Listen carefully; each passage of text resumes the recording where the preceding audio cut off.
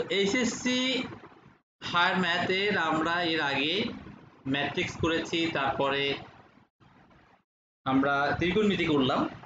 আজকে আমরা নতুন একটা চ্যাপ্টার অন্তরীকরণ অর্থাৎ নবম অধ্যায়, যারা সংক্ষিপ্ত সিলেবাসের ভিতরে ফার্স্ট ইয়ারদের, যারা এখন ফার্স্ট ইয়ার আসলে বললেই হয়, সেকেন্ড ইয়ার উঠেই গিয়েছে আর কি। প্রায় প্রায় সেকেন্ড ইয়ারে অনেক কলেজে ফাইনাল পরীক্ষা নিয়ে নিয়েছে অনলাইনে, অনেক কলেজে নেয়নি এখনও।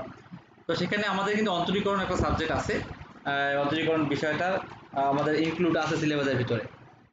তো আমরা এখানে কোনো অন্তরীকরণের আগে প্রথমে অন্তরীকরণের সহগ, অন্তরক সহগের সংখ্যাটা আমি লিখে দিয়েছি। আমি একটু বলি, বলছে কোনো রেখার যে কোনো বিন্দুতে অঙ্কিত স্পর্শকের ঢাল, কোনো রেখার যে কোনো বিন্দুতে অঙ্কিত স্পর্শকের ঢালকে ওই বিন্দুতে ওই রেখার অন্তরক সহগ বলে। আমি আবার রিপিট করতেছি, কোনো রেখার যে কোনো বিন্দুতে অঙ্কিত স্পর্শকের ঢালকে ওই বিন্দুতে ওই রেখার অন্তরক সহগ বলে।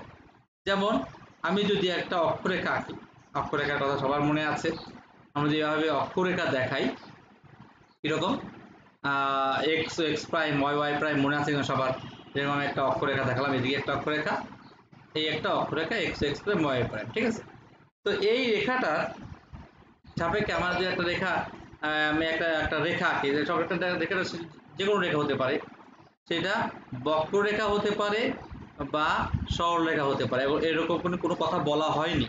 বলছে যে কোনো রেখা যে কোনো বিন্দুতে অঙ্কিত স্পর্শকের, কোনো রেখার যে কোনো বিন্দু, একটা রেখার যে কোনো বিন্দু, আমি একটা রেখা নিলাম, এই রেখা ধরো এই বিন্দুতে, এই রেখার এই বিন্দুতে যে কোনো বিন্দু রয়েছে, এই বিন্দুতে অঙ্কিত স্পর্শকের ঢালকে, ঠিক আছে? তাহলে এই বিন্দুতে আমি স্পর্শক আঁকি, এই বিন্দুতে স্পর্শক আঁকতে হলে কি হবে, আমি একটু মুছে দিয়ে রেখাটা একটু ই করে আঁকি, ঢাল আঁকতে সুবিধা হবে। ধরো এই এই হচ্ছে আমার স্পর্শকটা, এরকম যাবে, ঠিক আছে? এইখানে স্পর্শকটা আঁকবো। তাহলে এখানে ঢাল আঁকতে হলে কিন্তু আমার কি করতে হবে, ঢাল আঁকতে হলে আমার এভাবে লম্ব, আমাদের ঢাল কি হয়, ঢাল হয় কিন্তু স্পর্শক আঁকলে কি হয়, স্পর্শক কিন্তু আমার এরকম এরকম লম্ব বরাবর পড়ে, ঠিক আছে? এর স্পর্শক আঁকলাম, ঠিক আছে? স্পর্শক, এর স্পর্শক। আমি আবার বলতেছি, কোনো রেখার যে কোনো বিন্দুতে, বিন্দুটা কি, বিন্দুটা কিন্তু আমি দিয়েছি, এই হলো বিন্দুটা, এই বিন্দুটার উপরে যে কোনো বিন্দুতে, এই বিন্দুটা এখানে, এই বিন্দুর অঙ্কিত স্পর্শক, এই একটা স্পর্শক আঁকছি, এই স্পর্শকটার ঢাল কোনো রেখার যে কোনো বিন্দুতে, এই একটা রেখা বক্ররেখা হতে পারে, সরলরেখা হতে পারে, এর যে কোনো বিন্দুতে, বিন্দুটি হচ্ছে এখানে, অঙ্কিত স্পর্শকের ঢাল, এখানে একটা স্পর্শক আঁকবো, সেই স্পর্শকটা যে ঢাল হবে, সেই ঢালকে ওই বিন্দুতে ওই রেখার অন্তরক সহগ বলে, ওই বিন্দুতে ওই রেখার অন্তরক সহগ বলে। তো আমরা এই যে আমরা যে এই স্পর্শক আঁকছি, এই স্পর্শক রেখার, স্পর্শক রেখা তো একটা সরলরেখা, ঠিক না? আর এই সরলরেখার ঢাল কিন্তু আমরা সরলরেখা চ্যাপ্টার অলরেডি শিখে আসছি, যে সরলরেখার ঢাল আমরা কিভাবে নির্ণয় করব।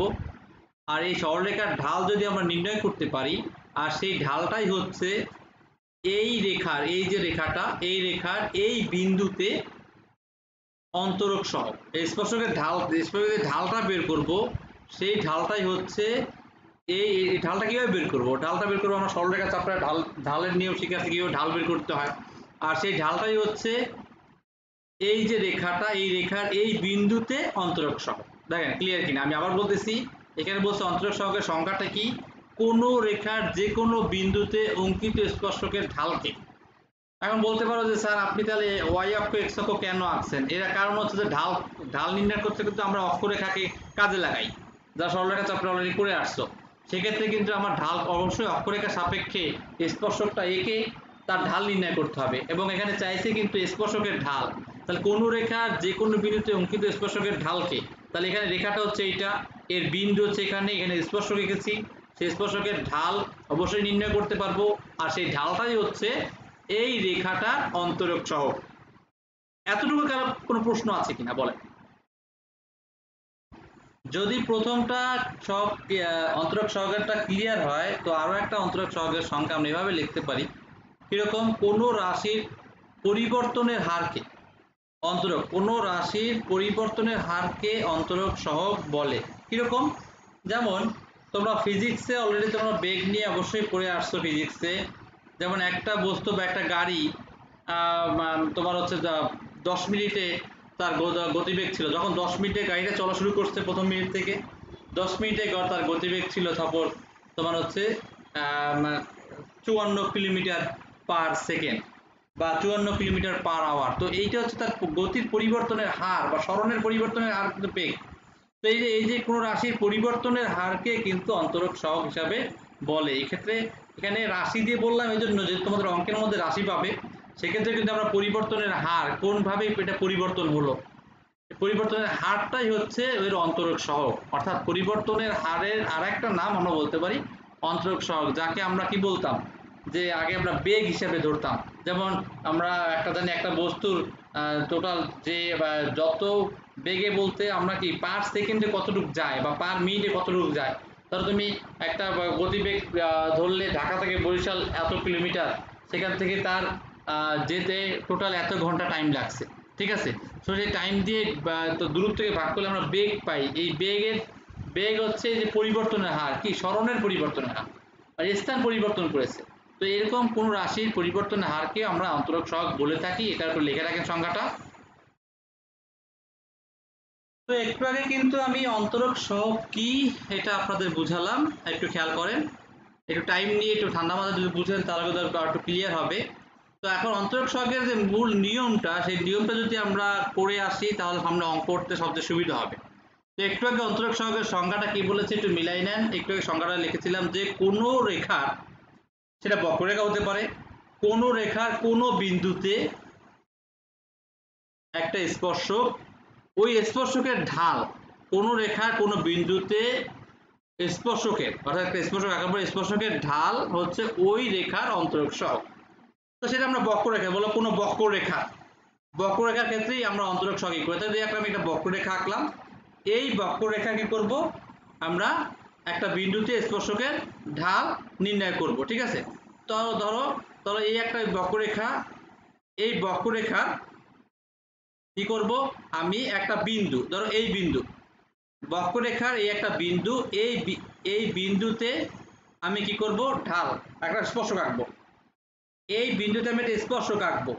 আর এখানে একটা দুইটা বিন্দু আছে, এই দুইটা বিন্দু দিয়ে যদি আমি স্পর্শক আঁকি, তো এই যদি আমি যোগ করে দিই, যদি আমি যোগ করে দিই তাহলে কি হয়, এটা যোগ করলে কিন্তু আমাদের এরকম একটা সরলরেখা পাওয়া যায়। এবং এই সরলরেখার ধরো তোমার দেওয়া আছে,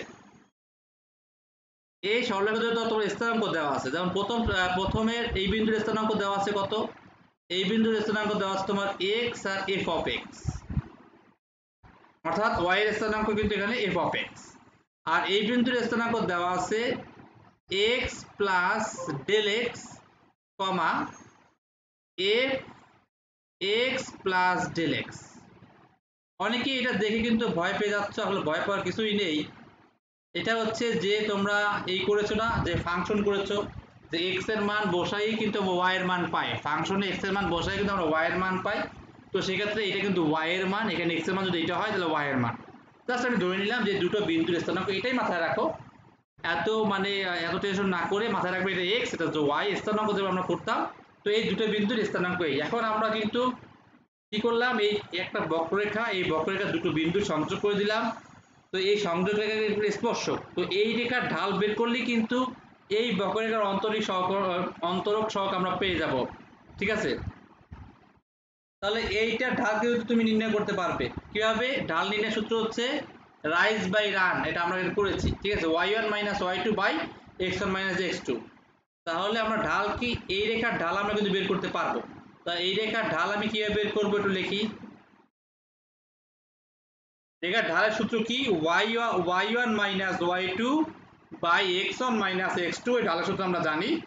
তো এখানে আমরা কি করব, y এর পার্থক্য, তাহলে f of x plus del x, এইখানে একটা মাইনাস f অফ x, কারণ এখানে f অফ x আছে, এখানে f of x plus del x আছে। নিচে আবার কি লিখবো, x plus del x minus এখানে আছে x, ঠিক আছে। তো এখানে x x কিন্তু কাটা যায়, x কাটা যায়, তাহলে হবে কি উপরে হবে f of x plus del x minus F of x, আর এখানে কাটাকাটি করলে এখানে ডেল এক্স আসবে। ঠিক আছে, এখন একটু একটু ভেবে দেখো, এটা কিন্তু এই রেখার ঢাল, কিন্তু যদি এই রেখাটা সরলরেখা, এই সরলরেখাটা যদি এরকম করে বিন্দুগুলো যদি আস্তে আস্তে এইভাবে কাছাকাছি নিয়ে আসো, মানে বিন্দুটা পরস্পর কাছে কাছে আসবে, তাই কাছাকাছি নিয়ে তখন কি হবে? যদি বিন্দুগুলো তোমরা একটু পরস্পর কাছাকাছি নিয়ে আসো, তা কাছে আসলে তখন কি হবে একটু খেয়াল করো। ধরো এইখানে আসলো, আরো কাছে চলে আসবে, আবার এইখানে আসলো আরো কাছে চলে আসবে, যত কাছে যত ইয়ে আসবে তত কিন্তু বিন্দুগুলো আস্তে আস্তে কাছে চলে আসবে। সরলরেখা একটা এক সময় কি একটা বিন্দুতে পরিণত হবে, সরলরেখা কিন্তু একসময় একটা বিন্দুতে পরিণত হবে, মানে দুটি বিন্দু কিন্তু কাছাকাছি চলে আসবে। ঠিক আছে, তাহলে মানে কি বলতেছি, আমি বলতেছি যদি এই বিন্দু দুটো যত দূরে থাকবে তত সরলরেখা হচ্ছে, যত কাছে চলে আসবে এমন একটা সময় আসবে দুটি বিন্দু একটা বিন্দু হয়ে যাবে। যেমন এখানে একদম লাস্টে যদি আমি এখানে একটা এরকম ধরো আমি সাদা এই দিয়ে করি, এই সবুজ দিয়ে করি, ধরো এইখান দিয়ে একটা এইখানে একটা রেখা আঁকলাম, দেখতে পাচ্ছ না মনে হয়, একটু মোটা করে লিখি। এখানে কিন্তু সরলরেখা বোঝাই যাচ্ছে না, দুটি বিন্দু একটাই, দুটো বিন্দু কিন্তু একটাই হয়ে যাচ্ছে। তো এই সরলরেখার ঢাল কিন্তু তুমি নির্ণয় করতে পারবা। এখানে কিন্তু ধরো ধরো এইটা কিন্তু স্পর্শক হয়নি, দুটো বিন্দু সংযোগ করেছি, এটা দুটো বিন্দু সংযোগ করেছি, এটা দুটো বিন্দু সংযোগ করেছি, কিন্তু এক সময় দুটো বিন্দু একসাথে এসে গেল বিধায় যেমন এখানে ঢাল নির্ণয় করতে পারবে না। এখানে ঢাল নির্ণয় করতে হলে এরকম একটা রেখা কল্পনা করে ঢাল নির্ণয় করতে হবে, অর্থাৎ তখন এটা কি হবে, তখন হবে এটা, তখন এটা হবে কিন্তু তোমার স্পর্শক। আর স্পর্শকের ঢাল নির্ণয় করতে হবে, অর্থাৎ যখন তুমি একটা বক্ররেখার দুটো বিন্দু সংযোগ করতেছো তখন কিন্তু তুমি ঢাল নির্ণয় করতে পারতেছো। যখনই দুটো বিন্দু একবারে মিলে যাবে তখন কিন্তু তোমার ঢাল নির্ণয় করতে হলে স্পর্শকের ঢাল নির্ণয় করতে হবে। ঠিক আছে, আর স্পর্শকের ঢাল নির্ণয়ের ক্ষেত্রে তখন কি কি আসবে, তখন এই বিন্দুগুলোর পয়েন্ট কি আসবে একটু খেয়াল করো, এই বিন্দুগুলোর পয়েন্ট কি আসবে কে বলতে পারো?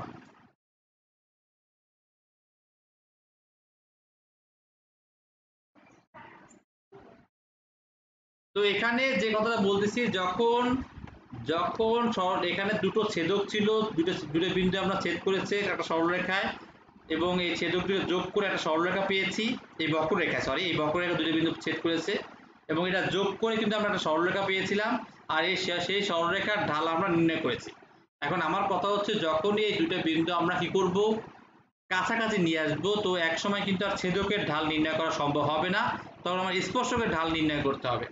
আর স্পর্শকের ঢালে এই যে দুটো বিন্দু কাছাকাছি নিয়ে আসছি, যখন একটা বিন্দুই মনে হয়, তো একটা বিন্দু এক্স আর একটা এফ অফ এক্স, আর একটা বিন্দু হচ্ছে x plus H, F of x plus H, তাহলে সেক্ষেত্রে ঢাল কত আসে, সেক্ষেত্রে আমার স্পর্শকের ঢাল, এখন এটা গেলে সরলরেখার ঢাল, এটা কিন্তু স্পর্শক ছিল না, কিন্তু এখন কিন্তু বক্ররেখার স্পর্শক হয়ে গেল, তাহলে স্পর্শকের ঢালটা তখন কি হয়, স্পর্শকের ঢাল এই সূত্র দিয়ে, স্পর্শকের ঢালটা হয় আমার এরকম, F of x plus H minus F of X, F of x plus H minus F of X by,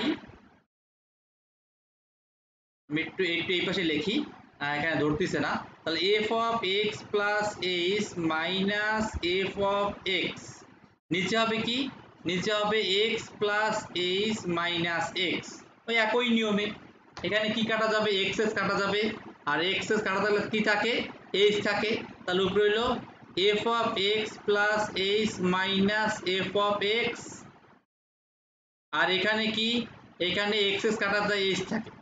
এখন দেখো, তোমরা দুটো এই দুটো যদি কম্পেয়ার করো, অনেকেই বলবে স্যার আপনি তো একই জিনিস লিখলেন, এখানে জাস্ট আপনি এইচ দিয়ে প্রকাশ করলেন, এখানে আপনি ডেল এক্স দিয়ে প্রকাশ করলেন, কিন্তু জিনিসটা কিন্তু একই লিখলেন, হ্যাঁ একই লিখলাম, তবু একটা জিনিস কিন্তু এখানে ব্যবধান রয়ে গেছে। কিরকম ব্যবধান রয়ে গেছে, যে এখানে ডেল এর মান কিন্তু বড় ছিল, আর এইচ এর মানটা কি, এইচ এর মানটা কিন্তু অনেক ছোট। আমি আবার বলতেছি, এখানে ডেল এর মানটা কিন্তু, এখানে ডেল এর মানটা কিন্তু অনেক বড় মান ছিল, এখান থেকে পর্যন্ত বড় মান ছিল, কিন্তু এইচ এর মানটা কি, এইচ এর মানটা কিন্তু অনেক ছোট, কারণ দুটো বিন্দু খুব কাছাকাছি অবস্থান করেছিল এখানে। ঠিক আছে, তা কেন কাছাকাছি, কেন দুটো এইচ এর মান 0, কারণ দুটোই বিন্দু কাছাকাছি, আর দুটো বিন্দু কাছাকাছি বিধায় এখানে কিন্তু এইচ এর মান হচ্ছে প্রায় জিরোর কাছাকাছি, ঠিক আছে। তাহলে এই এইচ, যেহেতু এইচ দিয়ে ভাগ করছি, তাহলে এইচ এর মান যদি জিরো হয় তাহলে অসংখ্যায়িত হয়ে যাবে, কারণ হর কিন্তু জিরো হতে পারে না, ঠিক আছে। তাহলে আমার কি দাঁড়ালো এখানে, যদি আমি তাহলে অতএব যদি এভাবে লিখি F of x plus H minus F of H, ঠিক আছে। তো এখানে এইচ, তাহলে এইচ এর মানটা কি হবে, বললাম এইচ এর মানটা এখানে জিরোর কাছাকাছি, তাহলে এটাকে আমরা লিমিট দিই, এখানে কিন্তু লিমিটের ব্যবহার চলে আসলো, ঠিক আছে। একটু আগে আমাকে বললো স্যার লিমিট আমাদের এই চ্যাপ্টারের প্রথম, হ্যাঁ লিমিট প্রথম। তো এটাই হচ্ছে কি, এইটাই হচ্ছে টোটাল এই স্পর্শকের কি স্পর্শকের এই হলো অন্তরক সহগ। দেখো একটু ভালো করে একটু লেখো, তাও আবার বুঝাচ্ছি আমি। তো আমি বিষয়টা আবার একটু বলি তোমাদের, যেহেতু এখানে এর আগে ছিল দুটি বিন্দু সরলরেখা দ্বারা আমরা সেট করতে পারি, আর সেই সরলরেখার ঢাল নির্ণয় করেছি যাকে আমরা বলবো ছেদকের ঢাল, এটাকে আমরা বলছি ছেদকের ঢাল, ঠিক আছে। কিন্তু যখনই বিন্দু দুটি কাছাকাছি নিয়ে আসতেছি তখন অর্থাৎ দুটো বিন্দু প্রায় এক হয়ে গেল, আর এক হয়ে যাওয়ার পরে কিন্তু সেই স্পর্শকের ঢাল হলো, সে কিন্তু আর ছেদকের ঢাল না। অর্থাৎ ছেদকের ঢাল না, স্পর্শকের ঢাল ছেদকের ঢাল না, এজন্য এটা কার উপর নির্ভর করলো, এই এইচ এর মানের উপর নির্ভর করলো, কারণ এইচ এর মানটা হচ্ছে অনেক ছোট। এইচ এর মান হচ্ছে অনেক ছোট বলতে শূন্যর কাছাকাছি, বা শূন্য, শূন্য বললে তো আবার অসংখ্যায়িত হয়ে যায়, শূন্যর কাছাকাছি, মানে এইচ এর মানটা হচ্ছে শূন্যর কাছাকাছি বা শূন্যই বলতে পারি। তো এই হচ্ছে স্পর্শকের ঢাল, তো এইটা হচ্ছে কি, এটা হচ্ছে স্পর্শকের ঢাল, এটা কিন্তু ছেদকের ঢাল না। ছেদকের ঢাল বলে কিন্তু আমরা ডেল এক্স দিয়ে বলছিলাম, তার পার্থক্য ডেল এক্স ছিল, আর এখানে এইচ দিয়ে বলছি, কারণ এইচ এর মানটা হচ্ছে একদম কম, শূন্যর কাছাকাছি।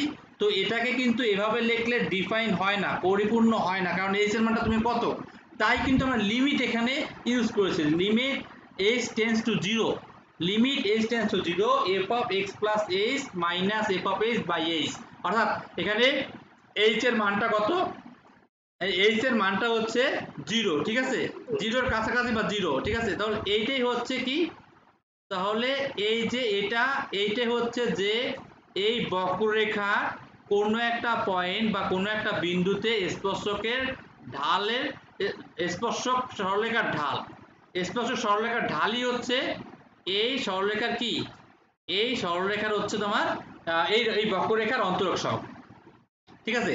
তো এটাকে যদি আমি অন্তরক সহগ বের করতে পারি, তাহলে এইটা কার অন্তরক সহগ, এটা হচ্ছে এফ অফ এক্স, এই যে এফ অফ এক্স এর অন্তরক সহগ, এই যে আমি এফ অফ এক্স দিয়ে বলছি। তো অন্তরক সহগ আমরা কিভাবে লিখি, যে আমরা ডি ডিএক্স দিয়ে লিখি অন্তরক সহগের সংজ্ঞা। তাহলে ডিডিএক্স হচ্ছে অন্তরক সহগের আমার কি প্রতীক, তাহলে তাহলে ডিডিএক্স হচ্ছে, ডিডিএক্স এর অন্তরক কার, d d x of f of x এর, d d x of f of x এর অন্তরক সহগটা তাহলে কি, সেটা হবে এইটা লিখবা যে limit h tends to 0 f of x plus h minus f of h by হবে কি, বাই হবে তোমার h।